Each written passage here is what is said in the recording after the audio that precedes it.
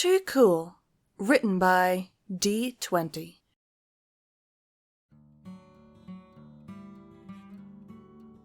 The sun basked all of Equestria in a warm glow of lustrous light.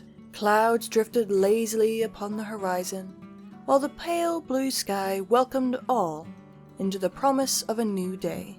Twilight schoolyard crowded with eager minds as a faint rumble echoed off in the distance. A roaring fire was ablaze within the cozy confines of Twilight's illustrious library. Sat upon plush beanbag chairs were two dragons, one purple and the other orange. They let the peaceful silence fill the air, as each clutched a book tightly in their claws, lost in alternate worlds of adventure and intrigue. Spike moved his claw to the side, scooping up various gems from a bucket before tossing them into his mouth, with a satisfied crunch. Smolder pouted in dismay, flipping across multiple pages, without even the faintest of glances. "This is dumb!" She allowed a snort of flames to erupt from her nostrils. Spike simply lowered his book, distracted by the overdramatic dragoness. "You say that now? 2 hours into a reading session?"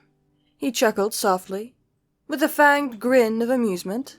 The dragoness scooped up the muddy bucket with her tail, quick to hug it close to her breastplate. "I didn't say the snacks sucked. I said books are dumb." Smolder plunged a claw into the bucket, fishing out a succulent red ruby covered in moss. "What's dumb about visiting new worlds of magic and adventure?" Spike hugged the novel of his choice closely, clearly excited by his sentiment. "Hello! We live in a world of magic." She pointed her claw outside a nearby window as Twilight and her friends fought an outraged group of chimera. Spike felt his face droop a little before he plucked up a yellow book off the floor.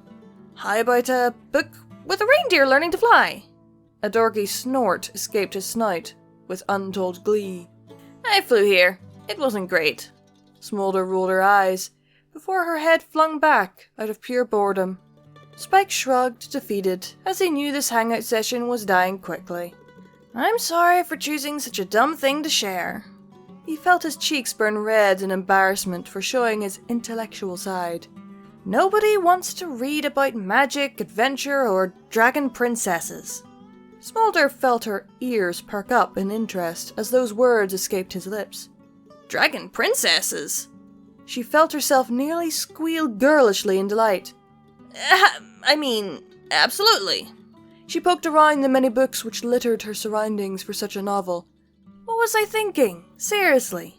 Smolder shifted through a few muddy buckets left on the side of her beanbag.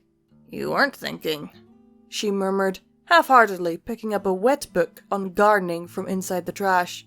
"We should just find a lava pit to relax in." "Lava's hot." Smolder stood up to grab a book off the top of the fireplace, sparkling eyes looking disappointed, as it turned out to be a potion manual. "I try to play it cool, but deep down inside, I'm just not." Spike frowned as he slumped into his seat, deflated. "Who can in this crazy world?" Smolder spotted a pink book stacked at Spike's side in the middle of a Jenga tower of reading material. "I just want to seem cool too. Maybe like you." "Yeah, I'm a real ice cube." Smolder let her tongue push out to the side of her mouth, claws digging into the books as the tower trembled. "I just need to remind myself I'm a total loser." She screamed, pulling the book free, only to be covered in an avalanche of words and punctuation. "Smolder, what are you doing?" Spike tilted his head, confused, as he watched his friend poke her head out of the gigantic mess of books she imprisoned herself in. "You got me. I wanted to read..." She flipped the pink book over in her claws. "Pony Sutra? Ew!" The orange dragoness tossed away the book, withholding a small gag of disgust. Spike felt a smile spread across his snout, as a new flame erupted from within his heart. "Whoa, you mean you want to read something?" He chuckled, as the dragoness slowly lifted to her feet, blushing. "Don't rub it in." She pouted as if ashamed before sinking back towards her seat with a loud plop. "I'm not making fun of you. I think it's awesome." Spike felt his voice lift into joyous uproar. Really? Smolder squeaked out in barely a whisper. Yeah, what you into? Warriors? Fighting, dancing? Warcraft? He chuckled at labeling off a series of various cool ideas. Dragon Princess? Smolder pressed her claws together as both eyes shot to the floor full of anxiety. Spike smirked at such a wholesome reply from one of the coolest dragons he knew in Equestria. So am I. He handed over the book he was reading to his older sister welcomingly. Smolder gasped in absolute excitement as she eagerly flipped open the hardback to a story she felt connected towards.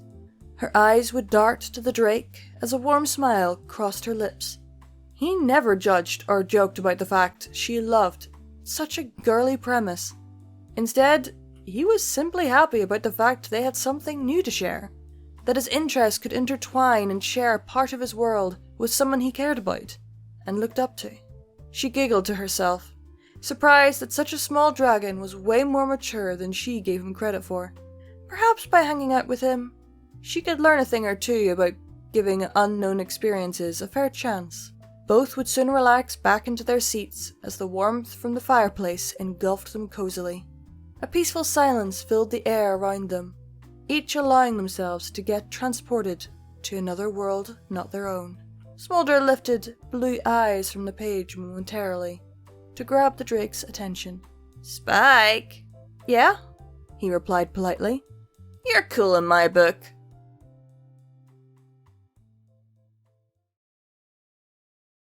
That was Too Cool, written by D20.